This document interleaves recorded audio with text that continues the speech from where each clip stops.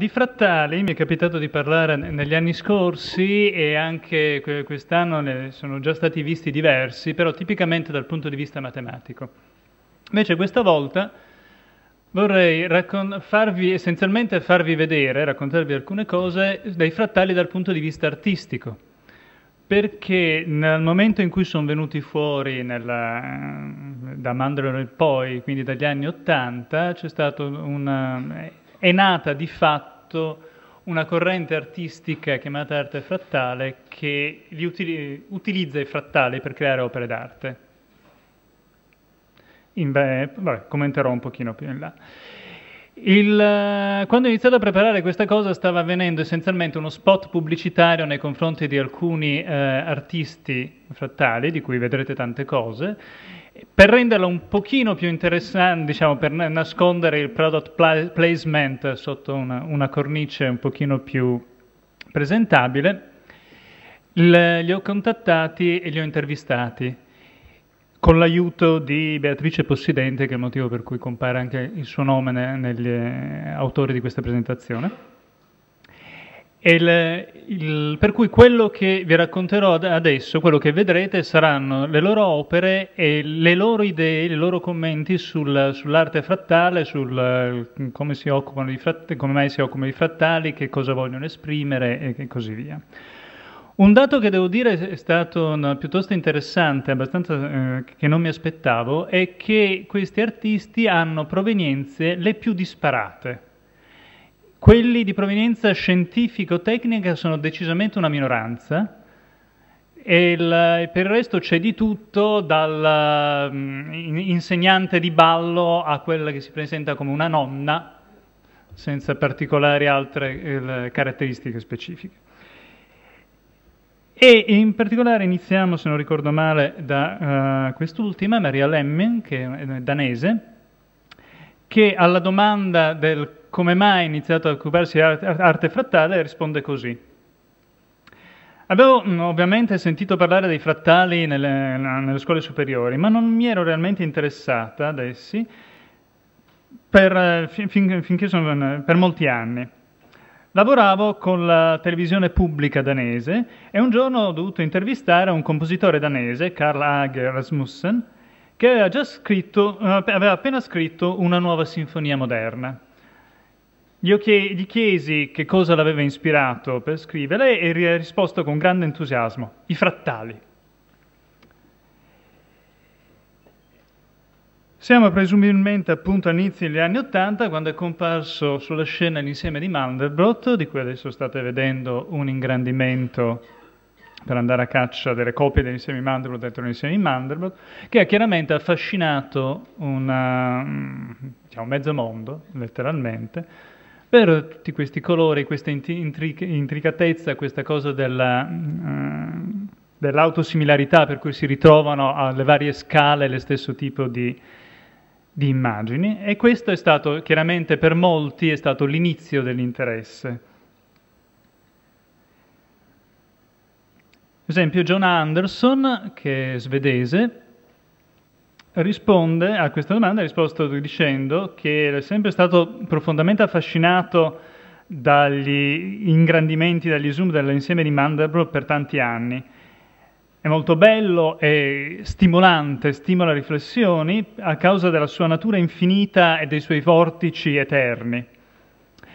Dopodiché fa un piccolo commento su cui torneremo dopo. Lui dice: d'altra parte, nell'insieme di Mandelbrot non c'è molto più di questo. John Anderson farà un altro tipo di frattali, che vedremo poi alla fine. Comunque non c'è dubbio che è molto facile ottenere belle immagini con queste tecniche. Quelle che vedrete, le prossime tre, sono immagini che ho creato io e non sono neanche vagamente opere d'arte, sono semplicemente quello che ottieni mettendo dentro nel programma che ti disegna l'insieme di Giuliano, l'insieme di Mandelbrot, le cose di base. Però come immagini sono sicuramente interessanti, e Joseph Zazzola, lui è americano invece, dice esattamente che ha incontrato per caso dei frattali su internet negli anni '90 ed è rimasto stupefatto di quanto erano belli, e questo gli ha dato la spinta per iniziare a occuparsene lui. Questa invece è un'altra cosa che ho fatto io banalmente. E Jessica Darling, il nome è vero, lei usa uno pseudonimo, ma questo è il suo nome vero, ha risposto dicendo che ha incontrato i frattali alle scuole medie a me viene voglia di tradurlo con un campeggio scientifico, insomma una giornata dedicata alla matematica e alle scienze per le ragazze, a proposito dei commenti che si faceva prima. E un po' di anni dopo ha trovato l'arte frattale, principalmente gli sfondi per le scrivanie dei computer in rete, e gli è piaciuto i lavori gli sono piaciuti così tanto che ha deciso di volerne fare lei stessa. E qui questa è un'altra immagine che uno ottiene senza colpo ferire, andando dentro l'insieme di Julian. E l'ultima che volevo citare come ha incontrato i frattali è Janet Park, che è inglese, che dice che lei ama dire che l'arte frattale ha trovato lei, anche quando non sapeva di stare cercando un altro mezzo di espressione artistica. Perché lei era, o così almeno pensava, una coreografa e insegnante di balletto felice e produttiva, che aveva ampie opportunità di creazione. Ma rimase incuriosita da alcune delle prime immagini frattali, e una volta che è entrata in rete, ha potuto lavorare, andare in internet, esplorare e investigare le gallerie frattali di altre persone è diventato il suo primo progetto di ricerca in internet. Però l'arte frattale è un'altra cosa, non sono quei disegni lì. L'arte frattale è quando prendi questi oggetti e ci fai delle opere d'arte. Questo è un esempio di un'opera di Johan Anderson, un nome che vi citavo prima. Una delle migliori definizioni che almeno tra gli artisti che ho intervistato che mi è stata data di arte frattale è questa di Matthew Haggett, americano, che dice: l'arte frattale è una forma di arte generativa, dove l'artista non parte con una tela bianca e scelte illimitate, ma piuttosto si basa su dei vincoli formali esistenti per guidare la generazione delle immagini, e poi lavora all'interno di questi vincoli formali per creare un'opera d'arte finale. E un esempio di una sua opera è questa, che spero si vedono abbastanza bene, direi, proiettate. Un altro, anche questo americano, Tom Bedard, ha dato una definizione invece brevissima. L'arte frattale è la complessità perfetta. E questa è una sua opera. Tutti questi due in realtà questi due che vi ho fatto vedere non sono opere strettamente rappresentative della loro arte, perché li rivedremo in seguito, però davano abbastanza l'idea di quello che stavano dicendo. Elio Pastore è un italiano che arriva proprio dall'arte figurativa classica, che a un certo punto ha incontrato i frattali e ha iniziato a mescolare tecniche figurative con tecniche frattali. E lui dà questa definizione: l'arte frattale non è né figurativa né astratta. La figurazione rappresenta una realtà oggettiva e visibile, verificabile. L'astrazione invece è il superamento della necessità di rappresentare qualcosa di effettivamente visibile per spaziare liberamente in una ricerca di forme e colori. Secondo lui, con i frattali invece si è in una situazione intermedia, si viaggia su una linea intermedia, si ottengono delle forme apparentemente astratte che utilizzano però le stesse geometrie, le stesse leggi con cui è costruito il mondo che ci circonda, una cosa che sta sotto coinvolto alcuni di questi autori di questi artisti è il fatto del rivedere nella natura, nel mondo che ci circonda, le forme frattali. Ci sono altri che invece respingono completamente questa ipotesi, questo modo di vedere le cose, e preferiscono invece considerarlo puramente dal punto di vista astratto e poi integrarlo nella loro opera d'arte. E comunque Elio Pastore conclude dicendo: perciò le immagini ottenute conservano ai nostri occhi una sorta di familiarità, suggerendoci, in diverse misure secondo la sensibilità individuale, anche una lettura figurativa. Un concetto che verrà detto in modo diverso da un altro artista più in là. E questo è un esempio di una sua opera, chiamata Spiriti Vaganti.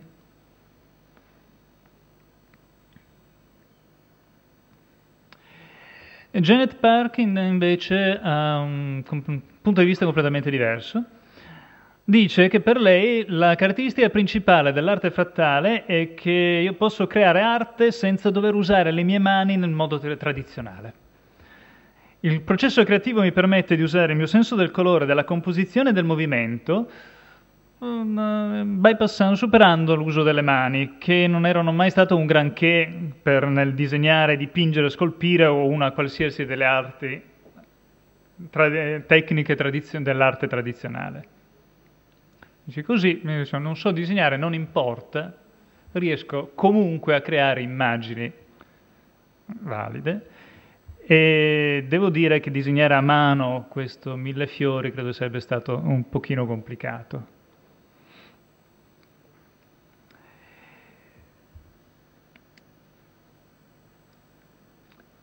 L'arte frattale, diciamo, ho tentato adesso di raccoglierle in categorie molto definite in maniera molto vaga e con fortissime sovrapposizioni tra l'una e l'altra, ma il punto di partenza, se volete, sono quelli che ho chiamato i frattali puri, cioè il poco più del passaggio dell'aver preso semplicemente l'immagine venuta fuori dal programma.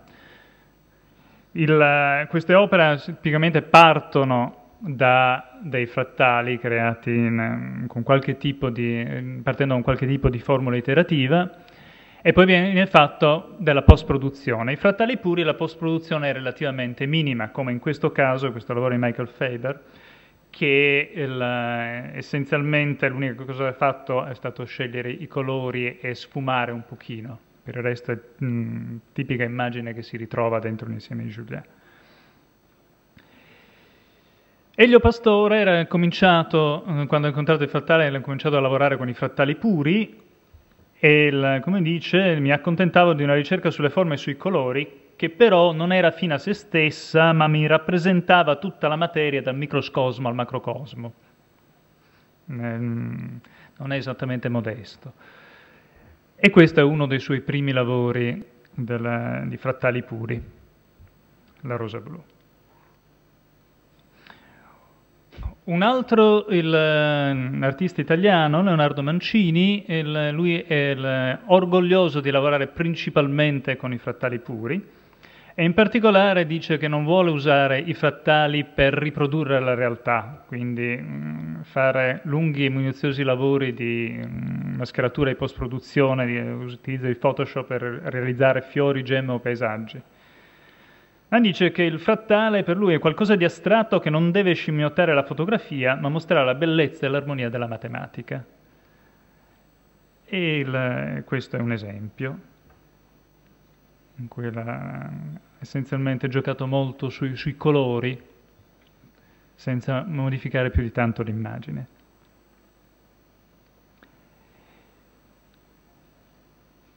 Tornando a Joseph Zazulak,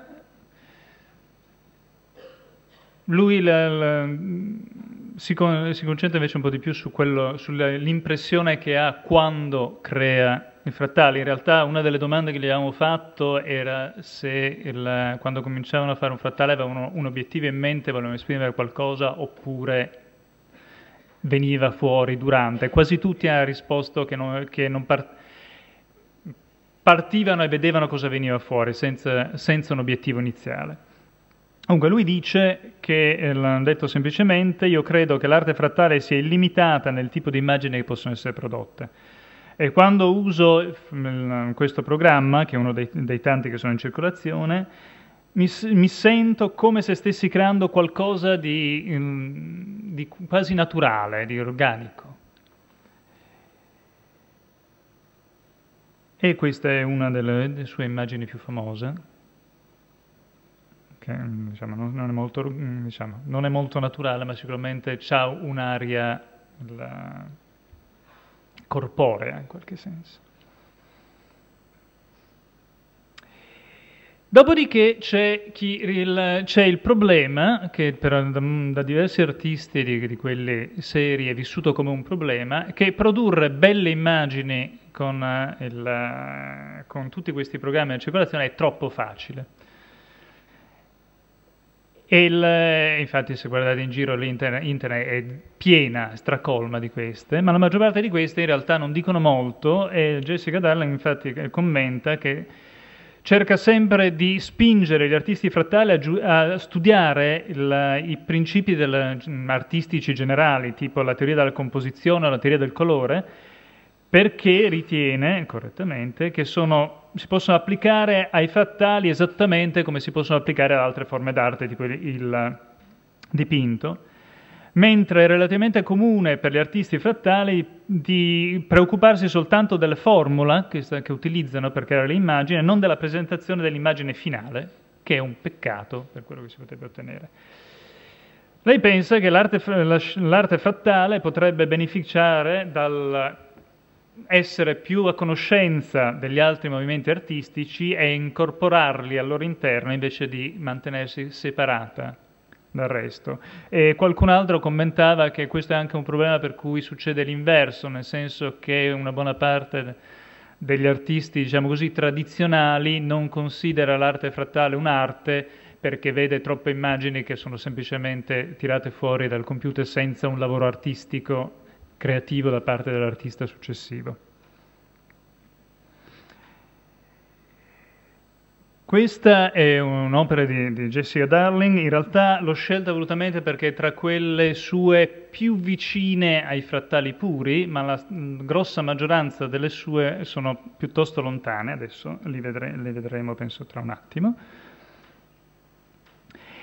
Entriamo nella categoria che io chiamo arte dai frattali, ecco questa è un'altra opera invece di Jessica Darling, cioè in cui il lavoro, diciamo così, di post-produzione, l'intervento dell'artista inizia a diventare veramente significativo, non è semplicemente il frattale con i colori un po' sistemati, c'è un lavoro di mescolamento, spesso vengono usati più frattali in una volta sovrapposti, ogni artista in realtà ha le sue tecniche per creare quelle che a questo punto sono davvero opere d'arte. Questa è un'altra di Jessica Darling che non so perché ogni tanto utilizza nomi italiani. Janet Park, secondo me è una dei migliori rappresentanti di questo tipo di arte frattale e descrive così il suo metodo di lavoro. Comincia con un'immagine in toni di grigio, selezionando una formula di base da usare e poi trovando un qualche tipo di struttura interessante con cui lavorare. Dopodiché inizia ad applicare degli algoritmi di colorazione alla struttura di base, cercando delle forme e degli effetti che mostrino del potenziale. Una volta che ne ha raccolti diversi di questi livelli potenziali, inizia lentamente ad aggiungere il colore, manipolando i gradienti e cambiando i modi di fusione dei livelli. Se qualcuno è abituato a lavorare con Photoshop, questo è il tipico linguaggio che viene usato. Usa la trasparenza nei gradienti, nei modi di fusione, e anche un uso giudizioso della mascheratura in modo da creare aree differenti e con differente gradazione di colore e di tessitura. E questo è un esempio che a me ricorda molto alcune opere di George O'Keeffe, e anche questo Diciamo, secondo me è un risultato veramente notevole. Leonardo Mancini, molto sbrigativo, luce e colore sono fondamentali nella realizzazione del frattale e infatti le sue opere sono spesso particolarmente astratte e relativamente semplici, tipo questo orange oppure questo fucsia, in cui gioca principalmente appunto su luci e colori. Tornando a Zazulak, questa è la risposta alla domanda appunto se c'era qualcosa in mente quando creava qualcosa e la risposta è no. Non ho praticamente mai in mente un'immagine o dei colori precisi quando inizio a creare un frattale o quando faccio la parte di post-produzione. È più di un sentimento organico, gli piace molto questa parola organica, che ha per il risultato finale. Questa è una delle sue opere più recenti e questa è una delle più famose in assoluto.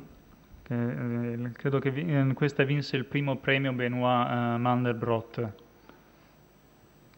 quando fu istituito anni fa per l'arte frattale.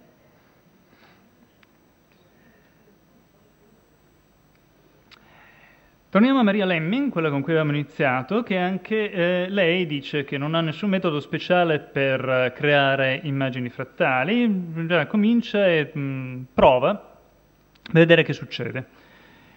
I programmi di gestione frattale hanno dei vettori e delle formule che può cambiare e usare per modificare le figure, identifica dei dettagli in maniera intuitiva e continua a lavorarci sopra finché trova un risultato che le piace.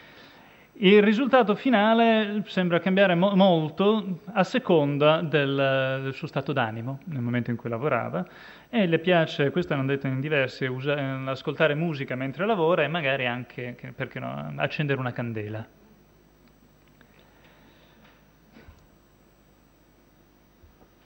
E qui iniziamo a vedere un inserimento anche di altri elementi oltre a quelli prettamente frattali, in questo caso queste lune arancioni. Qui gli occhi all'interno per amplificare l'impressione che ci sia questa figura di danzatrice nell'immagine. E poi questo è un altro tipo, di nuovo c'è un inserimento di occhi, un altro tipo diverso, completamente diverso di frattali, che ci avvicina a quello che è il terzo tipo, la terza, diciamo, classificazione, che è quella che chiamo arte con frattali, che mi fa venire tanto in mente arte con frattaglie, ma insomma, in cui l'idea è che i frattali sono semplicemente uno degli elementi che vengono utilizzati per creare l'opera d'arte, in cui viene messo dentro anche tante altre cose. E questo mi piace molto, e diciamo, sapendolo si vedono i frattali, ma l'immagine globale è, diciamo, non è quello che uno si aspetterebbe se vede un'immagine frattale.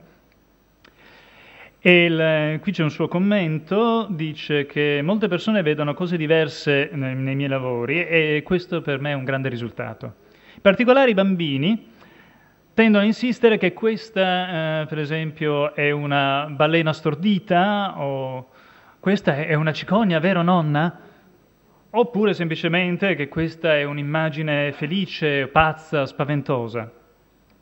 Ho anche notato che se sono un po' stanco o triste, intuitivamente faccio delle immagini che mi stimolano in qualche modo, in modo da esprimere o energia o tenerezza. E per esempio c'è questa figura, questa Lonely Girl, che lei utilizza spesso nelle sue opere, messe in queste situazioni abbastanza improbabili.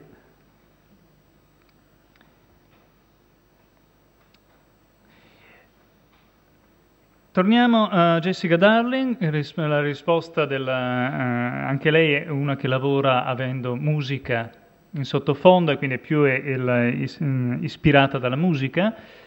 Poi ne abbiamo visto in questi giorni i mosaici come quelli delle moschee, che sono un'altra frequente fonte di ispirazione. E poi trova ispirazione, nel suo caso la cosa è particolarmente evidente, in altri tipi di arte più, diciamo così, organic looking, tipo l'espressionismo astratto. E poi, vabbè, ispirata da natura e spazio, e l'espressionismo astratto nelle sue opere si vede. Questo è assolutamente evidente. E anche in quest'altra ospedale, è chiaro che l'ispirazione... I frattali ci sono qui dentro, non sembra, ma ci sono. Si possono anche cercare con un po' di fatica. Janet Parker è l'insegnante di danza, lei tende a ricevere ispirazioni non dall'arte visuale, ma da altri tipi di arte. E due altre sue opere sono queste, che in un certo senso potrebbe essere benissimo la coreografia di un balletto, se lo guardate in movimento da sinistra verso destra. O quest'altro che ricorda stampe giapponesi, anche questo molto elegante. Jorge Abalo invece è spagnolo, lui vede un profondo collegamento con tutta l'arte del passato, dai Celti, gli Indiani, gli Arabi, e riprende una cosa che era già stata detta da qualcun altro, che secondo lui l'arte frattale ci collega tutti al nostro immaginario collettivo, quello rappresentato da Jung, e ognuno vede qualcosa di familiare in questa immagine, ma non sappiamo esattamente che cosa. La sua immagine vedremo di più dopo, ne ho scelto giusto questa per il particolare realismo dell'immagine. Elio Pastore fa un'apologia dell'arte, essenzialmente, che deve sempre esprimere bellezza, una carica interiore, e questa è una delle sue opere più famose, in cui appunto vedete c'è il frattale in primo piano sovrapposto a tutt'altro, e ci sono anche immagini in cui sono sovrapposte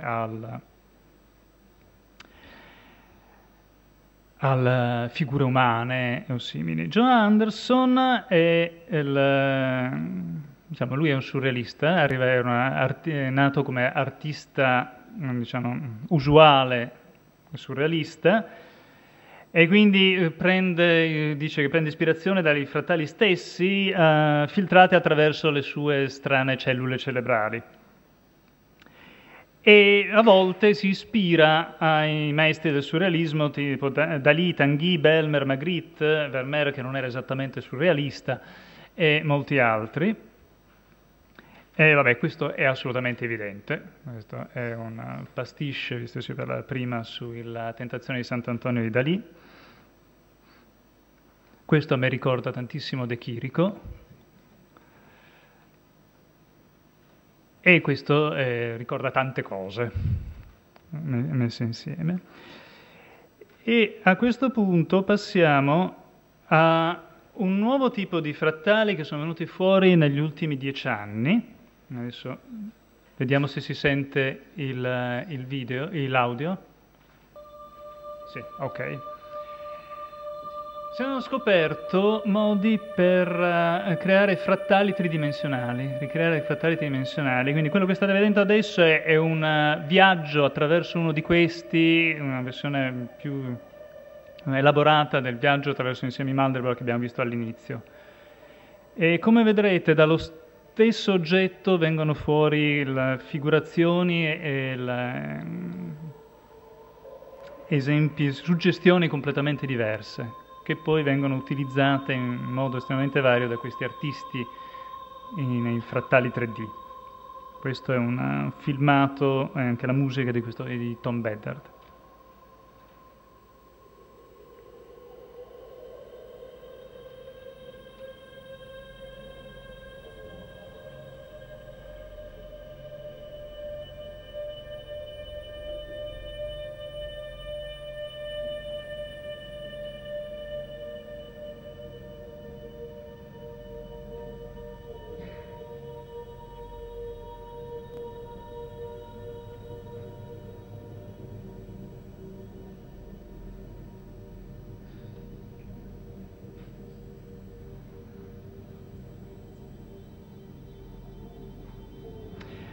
stato quando John Anderson si è convertito all'arte frattale quando ha visto i frattali in 3D.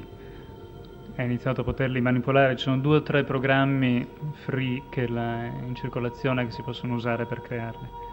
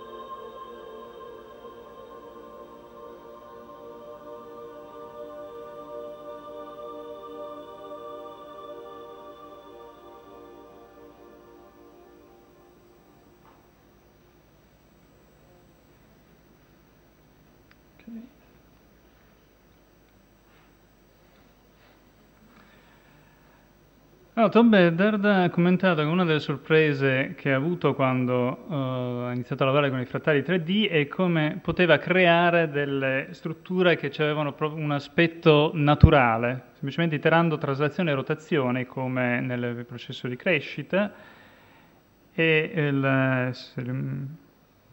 Questo è un esempio, questo oggetto non esiste. È semplicemente quello che lui chiama le sue uova di Fabergé, che ne ha create una dozzina. Tra l'altro, se ci avete fatto caso, questo tipo di decorazione si è vista nel filmato prima. Questa è un'altra. Sì, la scelta dell'immagine è il colore. E poi, siccome siamo a Venezia, farne vedere uno che sembra un vetro di Murano mi sembrava assolutamente indispensabile. Matthew Haggett dice che i frattali 3D tendono ad essere molto evocativi in design tradizionali, motivi architettonici e forme naturali. E quindi il suo lavoro è ispirato a queste connessioni e cerca di enfatizzarle nelle sue opere con l'uso del colore e della luce. Vabbè, questo sembra una ripresa al microscopio, chiaramente. E un'altra osservazione è fatta è che andando in giro in rete se ne vedono una marea, di nuovo c'è il problema che sono relativamente facili da produrre, quindi sono un sacco che sono tutte uguali, che molte di queste immagini frattali 3D ricordano motivi fantascientifici, tecnologia aliena, ambientazioni in mondi lontani, e di nuovo quando gli capita lui tende a enfatizzare questo aspetto. Questo è un esempio tipico. E poi un altro commento è che lui lavora come, diciamo, da un certo punto di vista lui lavora come un fotografo, nel senso che questa esplorazione dei frattali 3D tende a cercare delle scene e delle ambientazioni in cui fare l'inquadratura, con però il vantaggio di avere un molto maggiore controllo sulla forma e le caratteristiche superficiali degli oggetti che nella realtà non abbiamo, troviamo quello che troviamo, ma per il resto la costruzione dell'opera è molto simile, secondo me più simile alla fotografia che alla pittura in questo caso. Per esempio in questa ha usato un tipico tecnica fotografica di giocare sulla messa a fuoco, su profondità di campo. Questa è un'opera di Jorge Abalo, che di nuovo è chiaramente molto fantascientifica.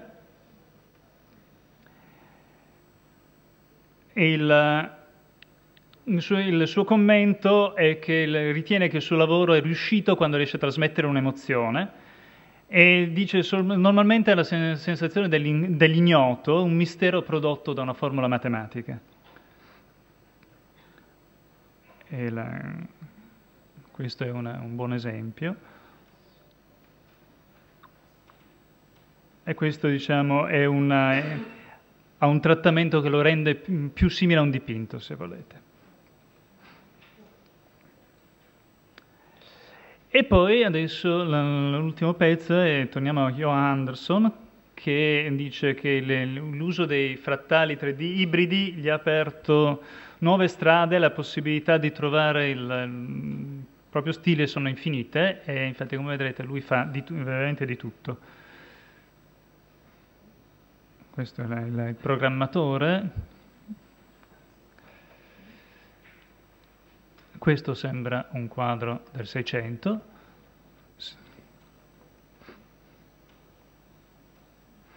Questo è di nuovo surrealismo puro, con Luigi XIV che appare un paio di volte. C'è anche, non ve lo faccio vedere, c'è anche un ritratto della regina Vittoria a un certo punto.